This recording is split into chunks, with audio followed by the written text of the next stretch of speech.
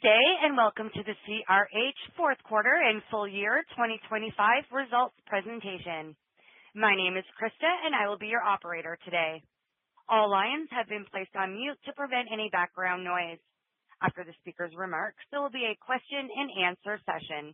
If you would like to ask a question, please press star and then the number 1 on your telephone keypad at any time. If you would like to withdraw your question, hit star followed by the number 1 again. At this time, I'd like to turn the conference over to Jim Mintern, CRH Chief Executive Officer, to begin the conference. Please go ahead, sir.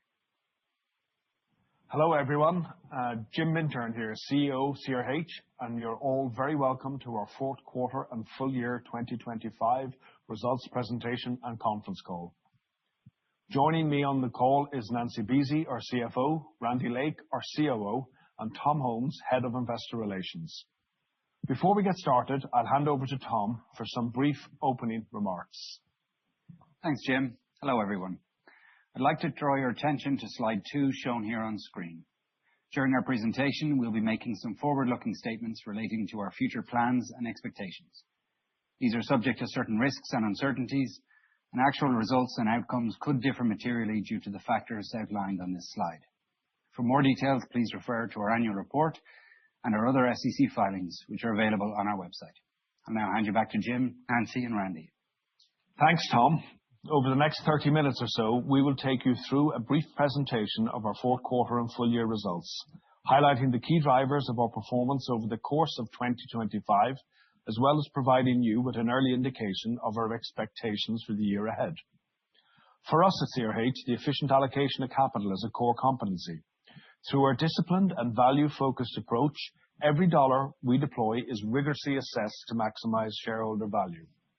This morning, we are going to discuss our capital allocation activities during 2025 and how we believe our superior strategy will continue to deliver industry-leading growth for our shareholders. Turning to slide 4, we are pleased to announce a record financial performance for 2025, with another year of double-digit growth in adjusted EBITDA and our 12th consecutive year of margin expansion. All of this is delivered through the dedication and commitment of 83,000 people across our business, and I am proud of how our teams executed against the strategic priorities we outlined during our Investor Day last September. Our performance was further supported by our growth algorithm and the CRH winning way, which is deeply embedded in our culture and the engine behind everything we do. 2025 was also a busy year investing for future growth and value creation. Our ability to deploy capital in high-growth markets, integrate at scale, and deliver unique synergies through our connected portfolio is a key differentiator for our business. We invested approximately $4.1 billion in 38 value-accretive acquisitions across our 4 connected growth platforms of aggregates, cementitious, roads, and water. And we have an attractive pipeline of further growth opportunities in front of us, supported by our unmatched scale, connected portfolio, and proven growth capabilities. We also invested $1.7 billion in growth CapEx projects, leveraging our size and scale to fully capitalize on high-returning, low-risk investment opportunities that will drive organic growth, support margin expansion, and create long-term shareholder value. The strength of our balance sheet also enables us to deliver significant accretive returns to shareholders through dividends and share buybacks. In line with our strong financial position and policy of consistent long-term dividend growth, I am pleased to report that the board has declared a further quarterly dividend of 39 cents per share, representing an increase of 5% compared to the prior year. In relation to our ongoing share buyback program, today we are commencing a further quarterly tranche of up to $300 million, demonstrating our focus on the efficient allocation of our capital. Turning now to the year ahead, the outlook for our business is positive, supported by favorable end market dynamics and the benefits of our superior strategy. Assuming normal seasonal weather patterns and no major dislocations in the political or macroeconomic environment, we expect full-year adjusted EBITDA to be between $8.1 and $8.5 billion, representing another strong year of delivery for CRH. Turning to slide 5, where you can see some of our key financial highlights for the fourth quarter and the full year. And I think this slide really speaks to the strength of our performance. We had a strong finish to 2025 with quarter 4 revenues, adjusted EBITDA, and margin growth ahead of the full year outturn. Total full year revenues of $37.4 billion were 5% ahead of the prior year, supported by favorable end market demand, disciplined commercial execution, and contributions from acquisitions. This enabled us to deliver $7.7 billion of adjusted EBITDA, 11% ahead, and a further 100 basis points of margin expansion, demonstrating our relentless focus on continuous performance improvement across our business. All of this translated into further growth in our diluted earnings per share, up 3% compared to 2024, or 8% ahead when excluding one-off gains on divestitures in the prior year. I am pleased to report another year of strong cash generation, delivering $5 billion of adjusted free cash flow, 18% ahead of the prior year, and demonstrating the quality of our earnings and continued focus on cash conversion. Next to slide 6, where you can see the consistency of our financial delivery over time. As I mentioned earlier, 2025 represented our 12th consecutive year of margin expansion, representing an average annual increase of approximately 100 basis points since 2013. You can also see that in addition to growing our top line, we have delivered 14% compound annual growth in adjusted EBITDA and 18% in diluted earnings per share. Overall, our track record across each of these financial metrics really demonstrates the strength of our connected portfolio of businesses and our ability to deliver consistent long-term performance improvement. When you look at our performance through the lens of total shareholder return, the story is just as compelling. As you can see here on slide 7, we have significantly outperformed the S&P 500 index over the last 1, 10, and 55 years, with compound annual TSRs of 36.8%, 18.8%, and 16.3% respectively. Our consistent outperformance compared to the broader market highlights our position as a leading compounder of capital and demonstrates why CRH continues to be such a powerful platform for long-term growth and shareholder value creation. Turning now to slide 8. And here you can see the growth algorithm, which we presented during our Investor Day last September. Cultivated and refined over 50 years, this is what drives our performance year after year. As the leading infrastructure player in North America, we are uniquely positioned to capitalize on 3 large and growing megatrends: transportation, water, and reindustrialization, which we believe will support significant growth and value creation for our business going forward. Next, the CRH Winning Way, core to who we are, deeply embedded in our culture, and the engine behind everything we do. Through our Winning Way, we execute our superior strategy with discipline and focus. We drive leading performance across 4,000 locations through a culture of continuous improvement. We are responsible stewards for our shareholder capital, and we leverage our proven growth capabilities to build leadership positions in high-growth markets. All of this is supported by 4 key enablers: customer centricity, empowered teams, unmatched scale, and our connected portfolio of businesses. Our Winning Way is what really sets CRH apart. It is the force multiplier that enables us to fully capitalize on growing infrastructure megatrends. In summary, our growth algorithm represents a powerful combination which has delivered over the last decade. And as you can see on slide 9, it underpins our medium-term financial targets, which we presented during our recent Investor Day. We expect to deliver average annual revenue growth of between 7% and 9%, supported by our leading positions in high-growth markets, alignment with growing megatrends, as well as contributions from growth CapEx investments and further M&A. Building on our strong track record of 12 consecutive years of margin expansion, we are targeting further margin improvement across our business, with an adjusted EBITDA margin target of 22% to 24% by 2030. We also continue to focus on strong cash generation, and over the next 5 years, we expect to deliver average annual adjusted free cash flow conversion of over 100%, underpinning approximately $40 billion of financial capacity to invest for future growth and deliver further returns to our shareholders. Overall, these targets reflect the scale of our ambition to 2030, and our 2025 performance provides us with good momentum as we embark on that journey. Now, at this point, I will ask Randy to take you through the performance for each of our businesses. Thanks, Jim. Hello, everyone. Turning to slide 11 and beginning with Americas Materials Solutions, which delivered a strong Q4 and full-year performance against record prior year comparatives. Total full-year revenues and adjusted EBITDA were 5% and 7% ahead, driven by good pricing momentum, operational efficiencies, and contributions from acquisitions. Aggregates pricing increased by 4% or 6% on a mix-adjusted basis. Cement pricing increased by 1%, reflecting regional variances across our operating footprint and supporting another year of margin expansion. Despite some challenging weather conditions impacting activity levels, revenues in our roads business were 4% ahead, driven by improved pricing and contributions from acquisitions. In terms of the demand environment, I'm pleased to report that the underlying backdrop remains positive, supported by our strategic alignment with three growing infrastructure megatrends. Transportation infrastructure continues to be supported by strong state and federal funding. Approximately half of highway funds in the IIJA have been deployed to date, highlighting the significant runway we still have ahead of us.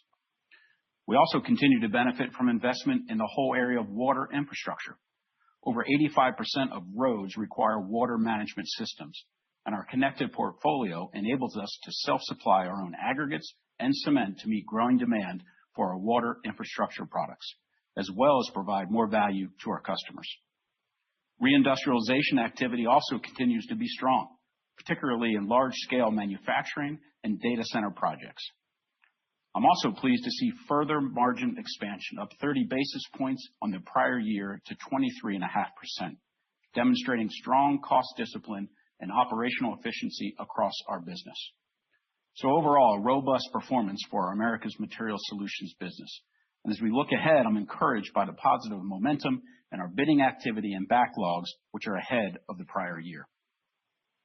Next to Americas Building Solutions on slide 12, where our business delivered further profit growth and margin expansion in the fourth quarter and for the year as a whole, driven by good underlying demand, strong commercial management, operational efficiencies, and contributions from acquisitions. Our Building and Infrastructure Solutions business continues to perform well, supported by strong data center demand and continued investment in water, energy, and communications infrastructure. In our outdoor living business, we continue to experience resilient underlying demand in residential repair and remodel activity. Revenues were in line with the prior year, a good performance in the context of subdued activity in the new build residential segment and unfavorable weather in certain markets. For Americas Building Solutions overall, total revenue growth of 1% translated into a 6% increase in adjusted EBITDA and a further 100 basis points of margin expansion, supported by ongoing business improvement and asset optimization initiatives. Moving to International Solutions on slide 13, where our business delivered strong profit growth and further margin expansion in both the fourth quarter and the full year, driven by good pricing momentum, contributions from acquisitions, and disciplined cost control. On top of an 8% increase in revenue, we delivered a 23% increase in adjusted EBITDA and a further 200 basis points of margin expansion. In Western Europe, solid infrastructure and reindustrialization demand offset subdued residential activity levels. While in Central and Eastern Europe, we experienced positive demand across our key end markets and some early signs of recovery in new build residential activity.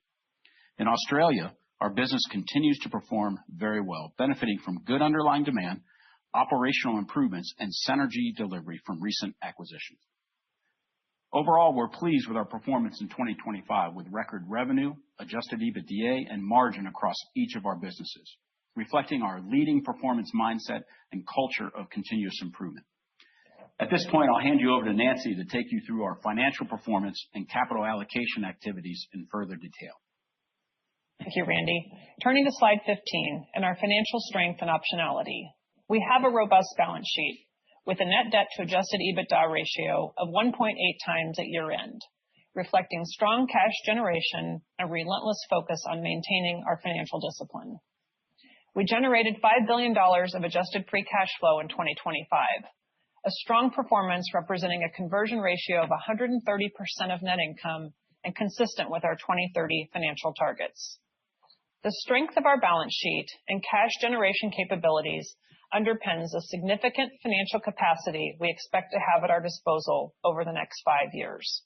Approximately $40 billion to invest for future growth and deliver shareholder returns, consistent with our long track record of value creation and reinforcing our position as the leading compounder of capital in our industry.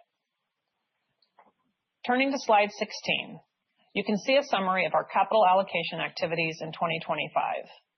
First, to M&A, where we invested $4.1 billion on 38 value-accretive acquisitions, further strengthening our connected portfolio and leading positions in high-growth markets. We're pleased to report that the integration of Eco Material, our largest acquisition in 2025, is progressing well, with some good early wins on commercial, operational, and logistical synergies to enhance performance and create long-term value for our shareholders. In fact, over the last 3 years, we've completed 100 acquisitions, demonstrating the benefits of our unmatched scale and connected portfolio, and we have a strong pipeline of further opportunities in front of us, supported by our proven growth capabilities and the fragmented nature of our industry.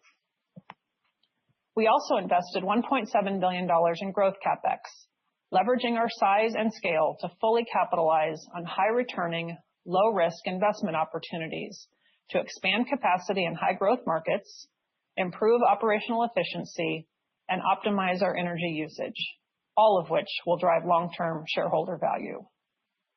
We continue to deliver significant accretive returns to shareholders through dividends and share buybacks. In 2025, we returned $1 billion in dividends, 6% ahead of the prior year on a per-share basis and representing an increase of over 60% since 2019. We have a proud track record of delivering 42 consecutive years of dividend growth and stability, and are committed to our policy of consistent long-term dividend growth. Through our ongoing share buyback program, we also repurchased $1.2 billion of shares in 2025. And today, we are commencing a further quarterly tranche of $300 million to be completed no later than April 28th. Since the inception of our buyback program in 2018, we have returned approximately $10 billion to shareholders, representing 23% of our shares in issue at an average price of $50 per share. Overall, we deployed $8 billion to growth investments and shareholder returns in 2025, demonstrating our focus on the efficient allocation of capital to maximize shareholder value. Randy and I will take you through our growth investments in further detail.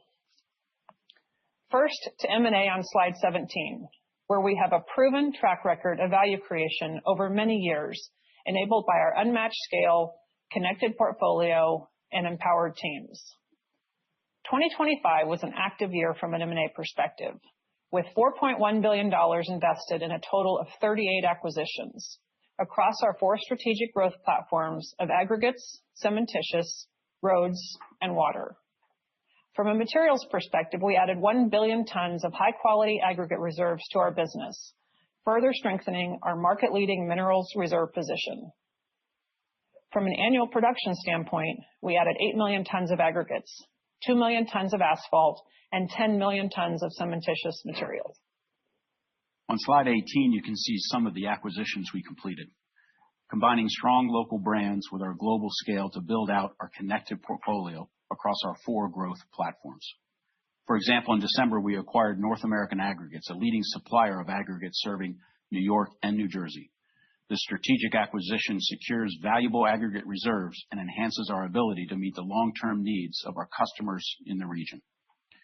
In addition to our acquisition of Eco Material, which Nancy mentioned is progressing well, we continue to develop our cementitious platform with the acquisition of Rock Solid Materials in Louisiana and Independent Cement in Australia. In our roads business, we acquired Talley Construction, a connected provider of asphalt, paving, and construction services in greater Chattanooga, Tennessee, as well as parts of Georgia, Alabama, and North Carolina. This acquisition is a strong strategic fit with our existing offering and will enhance our ability to serve our customers in these markets. In water, our strategic investment in Voda AI expands our capabilities in water asset management with AI technology. This platform helps utilities manage aging water infrastructure by providing AI-driven predictive analytics to assess pipe condition and risk across transmission, distribution, and collection systems. So a busy year on the acquisition front as we continue to develop our connected portfolio in attractive high-growth markets. Turning to slide 19, we're also continuing to invest in our existing business. As you can see on the left-hand side of this slide, we have deliberately stepped up investment in growth CapEx in recent years, leveraging our footprint, scale, and connected portfolio to fully capture the high-returning, low-risk opportunities that we've identified across our markets. In 2025, we invested $1.7 billion in growth CapEx. These investments are carefully targeted to expand production capacity in high-growth markets while also driving greater operational efficiency through automation and advanced technologies that reduce cost and enhance performance. We're also making investments that reduce our reliance on fossil fuels to optimize our energy consumption, as well as increasing our circularity and sustainability performance. On slide 20, you can see some examples of growth CapEx investments that we're making. At our Roseville Quarry in Ohio, we're investing approximately $75 million in a new quarry and processing plant to access over 100 million tons of premium aggregate reserves.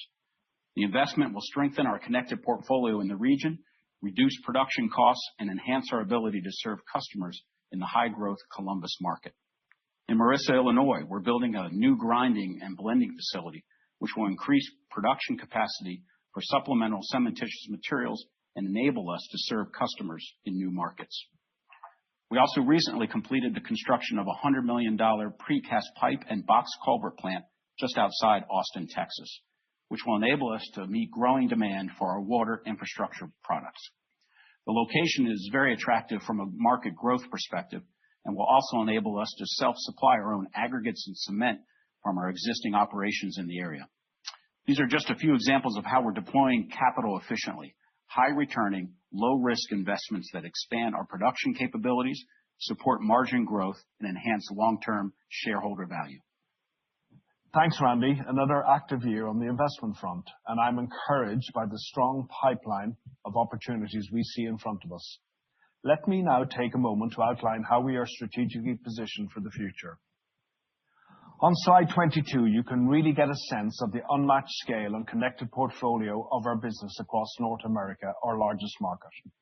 Scale matters in our industry, and when combined with the connected nature of our local networks, it provides us with commercial, operational, and strategic advantages that set us apart and enable us to deliver superior performance year after year. Carefully developed over 5 decades of entrepreneurial leadership, we have strategically and deliberately built out 4 key growth platforms: aggregates, cementitious, roads, and water, to become the number 1 infrastructure play in the region, a position that is almost impossible to replicate today. Aggregates are the foundation of our business. They feed into everything we do, from our cementitious business to our roads business to our water infrastructure platform. Approximately 95% of our revenue is connected back to this product, and with 230 million tons of annualized volumes and 20 billion tons of reserves in the ground, our aggregates position in North America is unrivaled. Turning now to slide 23, as the number 1 infrastructure play in North America, our strategic positioning and capabilities across 3 of the most powerful megatrends shaping our future are unmatched. We play a critical role building and maintaining U.S. transportation infrastructure, the largest and most extensive network in the world. Through our connected portfolio, we are the largest paver in the U.S., equal to the next 5 largest players combined. We have a fully connected customer offering, enabling us not just to provide the aggregates, but the mixed designs, the asphalt, and the paving capabilities, value-added products, and the services that are essential to a finished road. This enables us to capture profit at each step of the chain and maximize value for our shareholders. Transportation infrastructure remains one of the most recurring and predictable revenue streams for our business, underpinned by a robust and sustained public funding backdrop at both the state and federal level. One of the most urgent challenges we face today is the whole area of water. Across the US, much of the existing water infrastructure is outdated and no longer fit for purpose. With roughly one-third of the US water infrastructure network more than 50 years old, the need to update the systems that collect, transport, and treat water is critical. As a leading provider of water infrastructure in the US, our national footprint and deep expertise gives us a significant advantage as investment in this area accelerates. Over 80% of the products we produce in our water business consume aggregates and cementitious materials. And since over 85% of roads require water management systems, the strength of our water platform reinforces the benefits of our connected portfolio and shared customer base. We also continue to benefit from a powerful wave of reindustrialization activity. AI is fueling rapid expansion of data centers, and with 85% of all US data centers within 25 miles of one of our locations, we are well positioned to benefit. In addition to being very materials intensive, these highly specified facilities require state-of-the-art water, energy, and communications infrastructure, which fits very well with how we have strategically positioned our business and our customer offering. Taken together, these three megatrends represent one of the most compelling growth opportunities in decades. With our unmatched scale and connected portfolio across aggregates, cementitious, roads, and water, we are uniquely positioned to capitalize. I will now ask Randy to briefly take you through some examples of how we are driving value at scale and leveraging the power of our connected portfolio. First, an example from our roads business on slide 24, the Mountain View Corridor in northern Utah, where we participated in the most recent phase of this 35-mile infrastructure project. Through our fully connected offering, we were able to supply 1 million tons of aggregates, 100,000 tons of asphalt, as well as the paving services and the water infrastructure systems that were needed. By leveraging the benefits of our connected portfolio and unmatched scale, we were able to increase asset utilization, reduce capital intensity, and generate higher profits, cash, and returns for our shareholders. On slide 25, you can also see how we drive value at scale in reindustrialization. We are currently involved in over 100 data center projects across the U.S., where typically construction accounts for up to 15% of the total project cost. Speed and quality are critical for these customers, and through our unmatched scale and connected portfolio, we're uniquely positioned to capture a higher share of wallet on these projects. We're able to supply not just essential materials, but state-of-the-art water, energy, and communications infrastructure for these highly specified facilities, as well as helping to develop all the surrounding infrastructure that's required, particularly road infrastructure. These are just two examples of our strategy in action, enabling us to maximize value for our customers while also generating higher growth, profits, and cash for shareholders. Thanks, Randy. Now, before I discuss our financial expectations for the year ahead, let me share our thoughts on the outlook across our markets. First, to transportation, where the demand backdrop is robust, supported by the continued rollout of federal funding through the IIJA, where approximately 50% of highway funds are yet to be deployed. State-level funding is also strong, with 2026 DOT budgets up 6% of the prior year. In fact, 2026 is expected to be a record year for investment in transportation infrastructure, which bodes well for our business given our unmatched scale and market-leading position. We are also encouraged by the progress being made in Congress regarding a multi-year reauthorization of highway funding, with continued bipartisan support for increased infrastructure investment in the years ahead. In our international business, we expect robust demand in infrastructure to continue, supported by significant investment from government and EU funding programs. We also see robust demand for water infrastructure, with high single-digit growth projected in the areas of water quality and flow control for 2026. In reindustrialization, we expect continued strong demand for large-scale manufacturing and data center investment in both the US and our international markets. And with the benefits of our unmatched scale and connected customer offering, we are very well positioned to benefit in this area going forward. In the residential sector, we expect repair and remodel demand in the US to remain resilient, while new build activity remains subdued as a result of ongoing affordability challenges. As we have said in the past, this is not a demand issue, and we believe the long-term fundamentals in this market remain very attractive, supported by favorable demographics and significant levels of underbuild. In summary, the overall trend is positive for our business, with our strategic focus on growing infrastructure megatrends and the benefits of the CRH winning way, leaving us uniquely positioned to capitalize on the strong growth opportunities that lie ahead. Turning now to slide 28, and against that backdrop, here we have set out our financial guidance for 2026. Assuming normal seasonal weather patterns and no major dislocations in the political or macroeconomic environment, we expect full-year adjusted EBITDA to be between $8.1 and $8.5 billion. Net income between $3.9 and $4.1 billion. And diluted earnings per share between $5.60 and $6.05, representing another strong year of delivery for CRH.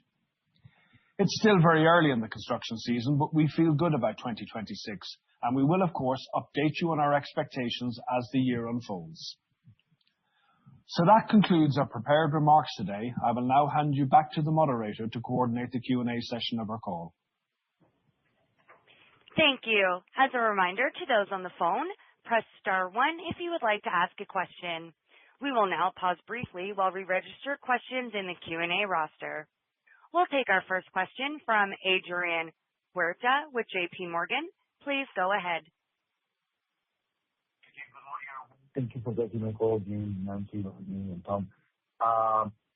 My question is regarding the guidance. If you can give us further color on the guidance and the underlying assumptions that you have in terms of how we should see the top-line growth and the EBITDA growth among the different divisions, and if the guidance includes this recent divestment that you did as well.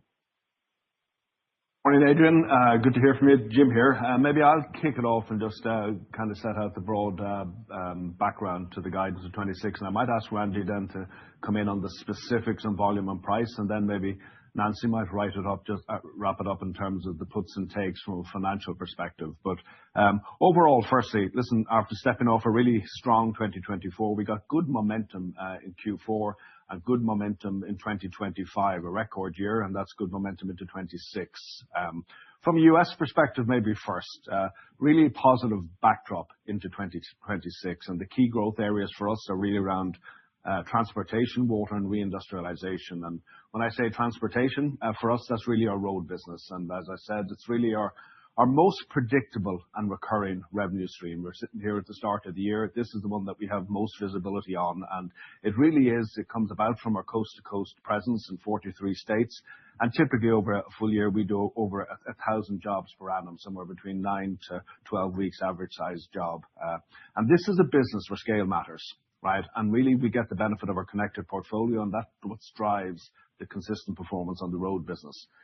From a funding perspective, 50% of the IIJA funds are yet to hit the street, and the state budgets are up 6%, as we head into 2026 as well. So really positive backdrop from our roads business heading into 2026. Next on reindustrialization, and for us, that's data centers. And again, for us, I think we really see the benefit of our connected portfolio here. If you think about it, a lot of the very first construction of those sites is around the energy, the water, and the communications infrastructure, that critical services infrastructure that goes into those sites. We then support that with our aggregates, our concrete, and finally our asphalt as well in terms of paving the road access. So we really kind of get above, good share of wallet on those jobs, and the outlook is very good. We're active on over 100 data sites. I think if you look at in total across the U.S., there's a CRH facility within 85% of all data sites within 25 miles. So we're busy on data sites. Maybe turning next to water. Again, a good outlook. Strong funding backdrop, still a lot of unspent funds coming out of the IIJA. And, when you look at the aging network of water infrastructure across the U.S., really a critical investment in terms of going forward. From a res perspective, our kind of base case for 26 is that we're not really assuming any help it remains very subdued, and that's an affordability, not a demand issue. With the 30-year fixed mortgage still a shade over 6%, it's just too high. So, as I said, we're not expecting any benefit from new build res in 2026. Turning now maybe to international, from a Europe perspective first, a very strong infrastructure base and funding level across our business, and that's both at an EU funding level, but also at an individual state funding level as well. We're seeing positive activity in reindustrialization across Europe, and we continue to see residential recovering. I mean, Europe is more advanced on that interest rate cut cycle. They've had a 200 basis point cut in the last 12 months, and we're beginning to see that come to fruition across our European footprint. And maybe finally, in terms of Australia, a really good performance in 2025. And as we head into 2026, I think the timing is good in terms of a continued recovery on the residential cycle in Australia. Maybe, Randy, will you pick up what that means in terms of volume and prices? Yeah, well, maybe just to reflect real quickly on how we finished 2025. So I'd say a really, really solid performance. Ag volumes up 4% year over year, and pricing up 6% on a mixed adjusted basis. So good work by the teams in the markets that we serve, and actually within cement as well, volume and price plus 1%. And to get to reflect back on cement, at least look back to 2024, coming off a very strong year where pricing was up 8%. So the teams have done a nice job, really reflects more so our footprint in terms of our operating locations. But Jim, I think, called out the underlying drivers for 2026. I've said this before, our future is really predicted a lot by our backlogs. It gives us kind of a 6 to 9 month view, and bidding activity is strong. We're winning our share of business, and so it's positive to see and supportive of what our expectations are for this next year. In the U.S., we're looking at ag volumes up low single digits, supported by mid-single digit pricing.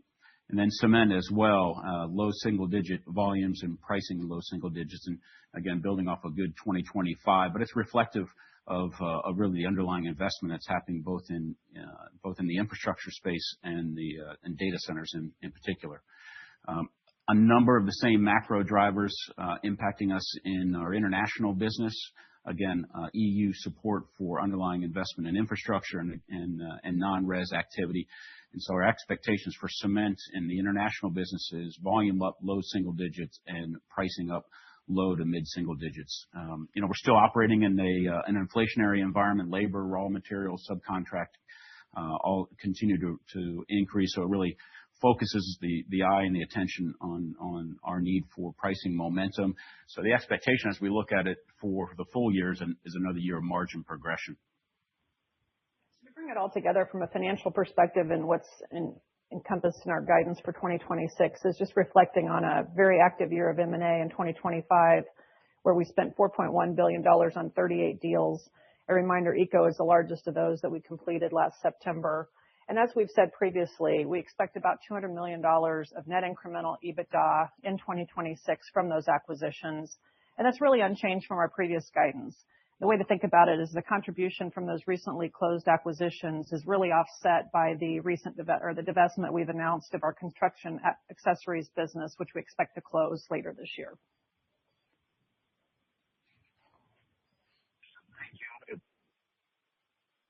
Your next question comes from the line of Michael Feniger with Bank of America. Please go ahead. Hey, gentlemen. Thanks for taking my question. I would just love to get your view on the prospects of a new multi-year highway bill in 2026 and really the timeline of when you're thinking this could get done. If we get a CR, a bridge, how do you think that impacts your customers, the DOTs? Do you see any shifts in types of projects and letting activity, given your big position, obviously, with roads and your comments that 50% of the funds have not yet been deployed from the prior IIJA? Hi, Mike. Yeah, maybe first I might give a bit of context, to set out the context, and then ask Randy maybe just update where exactly we see it right now in Washington. Overall, as I said, we're in a really positive place from an infrastructure perspective, and we see it in the funding levels. And as Randy just mentioned, we see it in our bidding activity, and we see it in our backlogs as we head into 2026 and the season. Now, if you take 2026 as an example, right, the federal highway funding for this year is at all-time record levels. You've probably seen the very recently approved appropriation bills have set aside $75 billion for highways alone in 2026. Now, also the IIJA dollars are continuing to flow, and with over 50% of the highway funds, as I said, yet to hit the street. So we're very confident that will continue to support continued investment well beyond the current IIJA's expiry later this year. And with that level of funding, again, given the scale of our road business, we really are the biggest beneficiary of that funding. Yeah, I guess in terms of where we see things playing out for a new infrastructure bill, I think early signals are positive. We're encouraged by the conversations that are happening both in the House and the Senate. You have Chairman Graves of the House T&I Committee and Chairwoman Capito from the Senate EPW Committee. They're working on their individual pieces of legislation in and around the surface transportation bill. I think you couple that with a commitment from Transportation Secretary Duffy. He's certainly a very strong advocate for a multi-year highway bill that's, I'd say, more focused on core infrastructure. So you have three, obviously, core constituents aligned and around the underlying need. And by the way, this has always been and continues to be a bipartisan issue. So it's great to see the positive momentum behind those conversations. We would expect we'll see the first insights into those legislations come middle part of this year. To your question or the comment around, what if there's a continuing resolution and we get a 1-year extension? I think, as Jim said, we're coming off a record level funding. In addition to that, you have the tail of the IIJA funding that would yet to be deployed. And so net, we would see a positive increase in terms of underlying investment for 26 and into 27. Unfortunately, we've been there before. We've experienced that. And what that actually means in practicality is you see more dollars allocated to R&M activities, which actually plays to our sweet spot. So, and that's really a focus on the federal piece. You got the states who have been very active, both at the individual state level and the municipality level. 6% increase in funding on the DOTs for 2026. So in totality, we're going to see a continued advancement in the total dollar spent in infrastructure. So a good conversations across the aisle, broad support, underlying need. I think everybody recognizes that. So we'll stay engaged over the months ahead, but look forward to a positive outcome.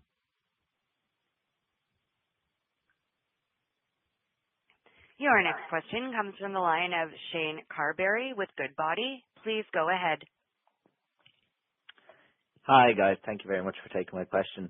It's just one really in terms of the international solutions business and just how strong the growth was in 2025. And in particular, it'd be really helpful if you could go into a little bit more detail around the building blocks to that, significant margin increase year over year. It'd be very helpful. Yeah, sure, Shane. Really a very strong performance from the international division in 2025 with revenue up 8%, EBITDA up 23%, and margin expansion of 200 basis points. In addition to kind of the core financial performance, there was actually some really good portfolio optimization work undertaken during the year in the international division. When I look at it in terms of international, I always think of it kind of three areas for me. Firstly, we've had another really strong performance in year from our Eastern European business, and that really reflects our leading position in this region. And it's really what's driving that is a very strong underpin of infrastructural funding, mainly coming from the EU Infrastructural Fund, good reindustrialization activity. And as I mentioned earlier, we're beginning to see the signs on the back of the interest rate cuts, some early signs of recovery in residential also. Moving to Western Europe, again, a very good performance in 2025, and that was underpinned by strong infrastructure generally across Western Europe. I'd call out maybe a strong performance in Ireland, in the Nordics and Spain, and maybe more muted in terms of France and the UK in 2025. Australia had a really strong year and really reflecting our first full year, our first 12 months of Adbri, a great start, right? And what's driving that is really more synergies than we would have originally anticipated and earlier delivery on those synergies. Also, Australia, as I said earlier, has benefited from a recovery on the residential cycle also. Now, looking into 26, really good momentum across the international division heading into 2026. We're expecting another strong year of growth from Eastern Europe. We're seeing signs of recovery in France and in U.K. on the residential market. We see in terms of the permits, we see it in terms of the starts, which is encouraging heading into 26. And we're looking for another year of continued growth in Australia on the back of that res cycle improving. Overall, from a pricing perspective across our aggregates and cement position, we're looking for a good year in terms of pricing across the international business, and that would be our 9th consecutive year of good pricing across the European cement business. So overall, very positive about the international outlook into 26 and looking forward to another year of progress. Really helpful. Thank you. Your next question comes from the line of Angel Castillo with Morgan Stanley. Please go ahead. Thanks, and good morning, Jim and Nancy. Congrats on a strong quarter here. Just wanted to ask about two aspects, I guess, impacting your fiscal year 26 guide. First, on Eco Materials, can you just give us a little bit more color on the progress of that integration? Seems like from the prepared remarks, it sounds like there's some early wins and strong operational performance here that could be perhaps coming in better than maybe it was expected. So just curious, as we think about that contribution of $200 million from acquisitions, whether there's maybe some upside risk to that. And then just second, just on the cost inflation, if you could kind of outline a little bit more what your cost assumptions are in terms of the key buckets for 2026. And then just as you think about mitigation or cost control initiatives, whether there's something here that might represent kind of upside downside risk to the guide. Yeah, thanks, Angel. This is Randy here. I'll take the questions in around Eco. Yeah, we're 5 months in terms of of Eco being part of CRH. I guess I'd first say certainly a very highly complementary business to our existing cement footprint across North America. I think it really strengthens our position as being the leading cementitious player in North America. If you look at the combined now productive capacity between our cement business and Eco, around 25 million tons. In addition to that, there's a broad network that was very complementary to our existing Ash Grove terminal and rail network.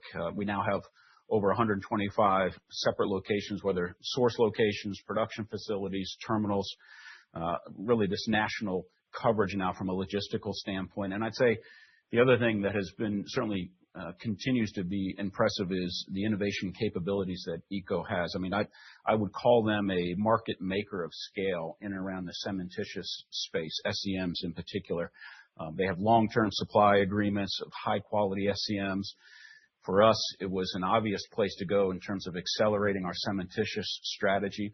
SEMs in particular is the fastest growing segment of cementitious, growing at twice the rate by 2050 versus traditional cement. So a great fit overall. I'd say the early days, the integration is going well. Super team, a very strong cultural alignment. I think one of the things that stands out that they've done well and enhanced our position as well is the value of those deep local relationships. It's something that we value across our network.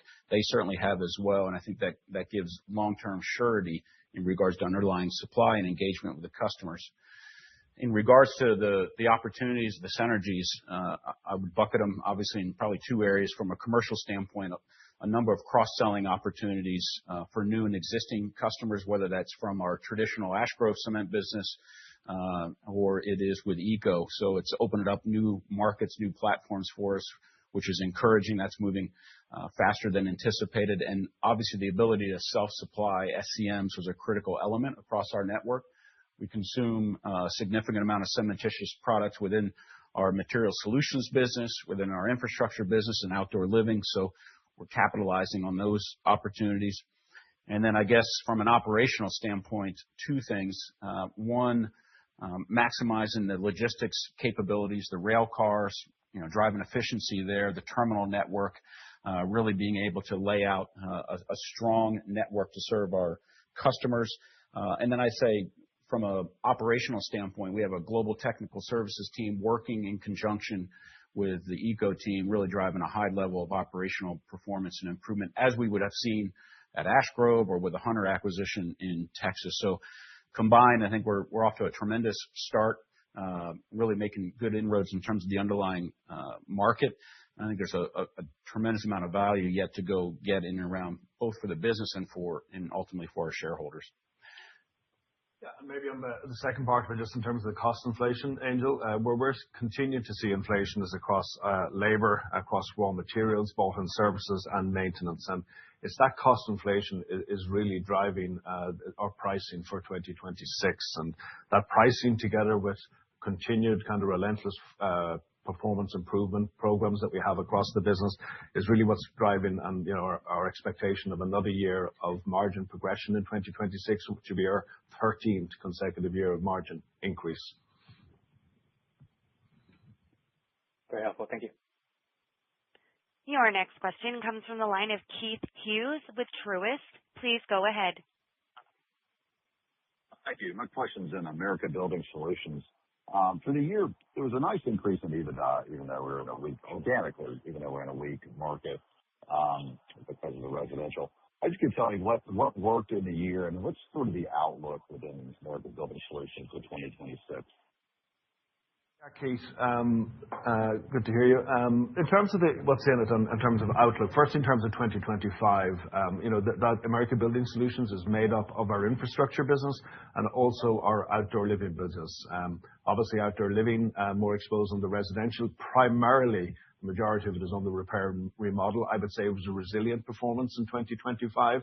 The strong performance really came from the infrastructure business. And that infrastructure business, I mentioned it earlier in terms of where it plays, but particularly if you think in terms of reindustrialization, it's all the kind of subterranean concrete products that are going in around energy, around water, around communications into those large data center facilities, but also the big chip plants as well, and the complex manufacturing reshoring projects that we're seeing at the moment. So that activity, strong performance in 2025, together with, I would say, a very good focus in terms of optimization of both businesses early in the year, right? We took a lot of optimization and performance initiatives in that division in early 2025, and that really came through in terms of the EBITDA and margin expansion for the year. So I think good performance in 25 and a good outlook again, given the backdrop primarily on the reindustrialization side in 2026. Thank you. Your next question comes from the line of David MacGregor with Longbow Research. Please go ahead. Yes, good morning, and thank you for taking my questions. I guess if we could start by just talking about M&A and what you're seeing in the way of change in the environment in 2026. And then with such an active acquisition program as you've been conducting, can you just talk about the synergy realization experience and how that's progressing? Yeah, absolutely, David. Listen, a good year, obviously, in terms of M&A activity. We did 38 deals, 4.1 billion, of which the largest was Eco Material, which closed in September. So that was on the back, actually, of a very strong year in 2025 as well, 24 rather, when we did 40 deals. So, I think we're seeing good levels of activity across the M&A pipeline. As we're into 26 at this stage, we have good optionality in terms of where we deploy capital in 2026.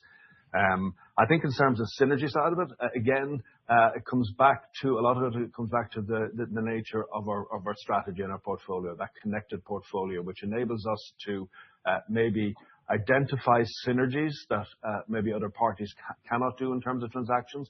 But then crucially, given the kind of competency we have, I mean, it's one thing doing 38 deals, it's another thing being able to integrate them at pace and really secure kind of early delivery on the synergies from that perspective. And that's just a core competency of what we do. There's a very detailed and playbook to support that, as you can imagine. But I do think what's key to it and strategically is the connected nature of the portfolio. Got it. Thank you. We have time for one more question.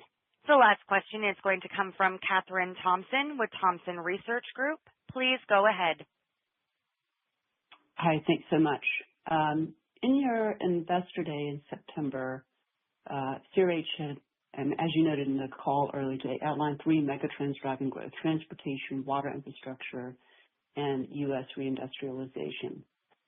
How much of against this backdrop, those megatrends and things that you've talked about already today, how much of a differentiator is your your connected portfolio that you spend a lot of time talking about when it comes to your M&A pipeline and the optionality you have for growth. Thanks very much and good luck. Thanks, Catherine. And maybe building a bit on the last question from David as well on that point. It's a really good question, right? And it's not just about the M&A pipeline, but it really is at the core of our performance agenda as well, right? And in terms of our leading performance. And it actually strikes right to the core of who we are, right? And strike right to the core of our strategy. And maybe firstly from an M&A perspective, right? If you consider the fact that the scale of our business and the connected nature of the portfolio, over 4,000 locations across the business, over 2,000 in North America. And it's really that scale and the connected nature of the portfolio, which is what really gives us that optionality of where to deploy capital, right? Now, we've said in the Investor Day, we're deploying it across 4 growth platforms, across aggregates, cementitious, roads, and water. Now, if you consider the year just gone by, 38 deals in 2025, 40, as I said, in 2024, and in fact, over 100 deals in the last 3 years. The vast majority of those deals are getting sourced locally. And they're being sourced through the fostering of local relationships, often built up over decades. And that kind of local relationship, in a lot of instances, gives us a lot of exclusive looks on deals and often makes us really the acquirer of choice. Now, as I said to David just on the last question, it's not just about the deals, really. It's about that ability to integrate them at scale. And I think that's a real core competency we have, right? As we look into 2026, the pipeline is good. And, we mentioned the Investor Day that you referenced that over the next 5 years, we're going to have $40 billion of financial capacity to deploy. And we expect to deploy up to 70% of that on the growth side of the equation. So between M&A and between our growth CapEx. Now, we are really focused on deploying that capital into higher growth markets and across those 4 connected portfolios. However, we will remain disciplined and really value-focused on the deployment of that capital. But I think what's crucial to it is that it's the connected nature of the portfolio gives us the optionality where we deploy that capital, across which markets, i.e. growth markets, and then across the platforms. And maybe the second part of it, as I said, it's not just about M&A, it's really about performance, right? And it's really core, that connected portfolio is really core to how we're able to deliver quarter after quarter, year after year in terms of performance. Firstly, it enables us simply to offer a more complete customer offering, which really maximizes the growth and the value creation. And we talked earlier about the range of connected products that we're supplying into the data centers, which ultimately enables us to win a higher share of wallet. Now, if you look at the roads business, and I think we called it out in the Investor Day, that, the connected portfolio is really essential to that business, and it brings the predictability, the recurring nature of it, the really high cash yielding and high returning aspects to that business. And, put simply, it enables us to turn $1 in terms of supplying a ton of bags into $6 or 6 times more profitable by supplying a more connected portfolio. So that connected nature of the portfolio really enables greater visibility and also really helps in terms of the production and planning efficiencies. So, I think good question. It's at the core of what we do from an M&A perspective, but crucially as well, it's what drives that quarter after quarter consistency, resilience, and predictability in the performance of the business. Thanks so much and good luck. Thanks, Catherine. Okay, well, thank you all for your attention. And as always, if you have any follow-up questions, please feel free to contact our investor relations team. We look forward to talking to you all again in April when we will report our first quarter results. Thank you. Have a good and safe day. Thank you. Your conference call has now ended. You may disconnect.